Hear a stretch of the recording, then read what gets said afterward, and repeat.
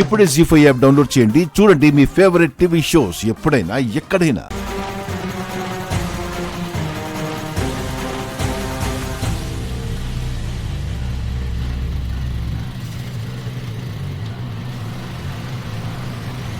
మా టైగర్ నా ప్రేమకు గ్రీన్ సిగ్నల్ ఇచ్చాడు.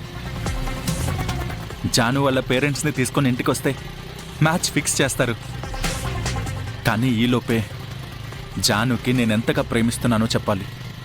ఆ జయనందన్ మ్యారేజ్ ప్రపోజల్ చేశాడు, కానీ జాను వాళ్ళు ఇంకా రిప్లై ఇవ్వలేదు. వాళ్ళు నిశ్చయించుకునే లోపే మా 2 ఫ్యామిలీస్ కలిసిపోవాలి. విశ్వ వెట్స్ జాను అని పేర్లు రాయించాలి. విశ్వ వెట్స్ జాను, ఆ పేర్లు ఎంత బాగున్నాయి దేవుడా. ఫస్ట్ కార్డు మాత్రం ఆ జయనందన్కే ఇస్తాను.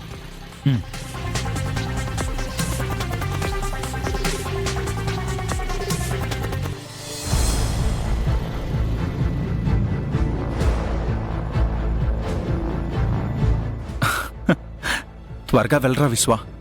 జానుకి నీ లవ్ మ్యాటర్ చెప్పి ఇంటికి తీసుకువెళ్ళాలి.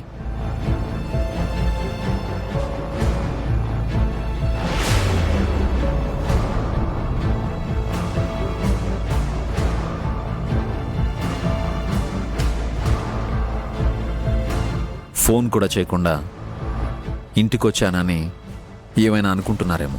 అబ్బే, అలాంటిదేం లేదు బాబు. పర్లేదు అంకల్,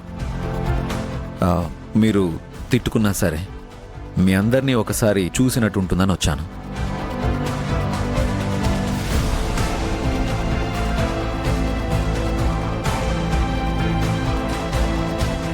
మేమెందుకు తిట్టుకుంటావు నాయనా? మాకు చుట్టాలు ఉన్నారు గాని ఎవరికి వారు దూరంగా ఉన్నారు. నువ్వైనా అప్పుడప్పుడు వస్తూ పోతూ ఉంటే బాగుంటుంది నాయనా. ఒక ఫ్రెండ్లా రావడం కూడా నాకు ఇష్టం ఉండదు బామ్మగారు. ఈ ఉమ్మడి కుటుంబంలో నేను కూడా భాగం అవ్వాలన్న ఉద్దేశంతో జానుని పెళ్లి చేసుకుంటానని ప్రపోజల్ పెట్టాను. కానీ ఇప్పటి వరకు నాకు ఏ విషయం చెప్పలేదు.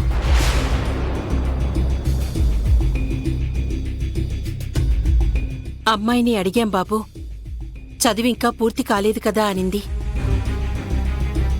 కాలేజ్కెళ్ళే ఆడపిల్లలు అలాగే అంటారమ్మా. అలా అనుకుంటే తులసి డిగ్రీ చేసేదా?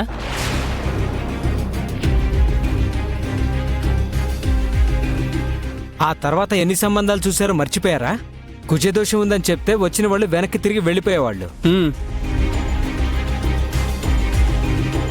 అయ్యో హరీష్, అతని ముందు ఇవన్నీ ఎందుకు? ఏ విషయం దాచిపెట్టకూడదు కీర్తి. తను చేసుకోవాలనుకుంటుంది జానునక్క. ఎస్, జాను గురించి చెప్పండి, వింటాను. మా 2 అమ్మాయిలు మేమేం చెప్పినా వింటారు.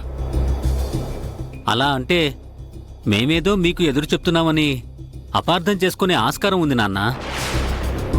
ఏం కాదులేండి. జానుకి ప్రపోజల్ ఇష్టమా లేదా అనేది అడగండి అంకల్.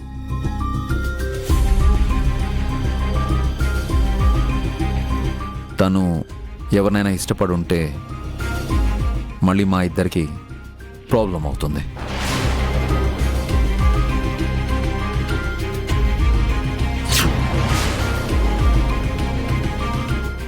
జీ5 యాప్ డౌన్లోడ్ చేసి అన్ని ఎపిసోడ్స్ పూర్తి ఉచితంగా చూడండి.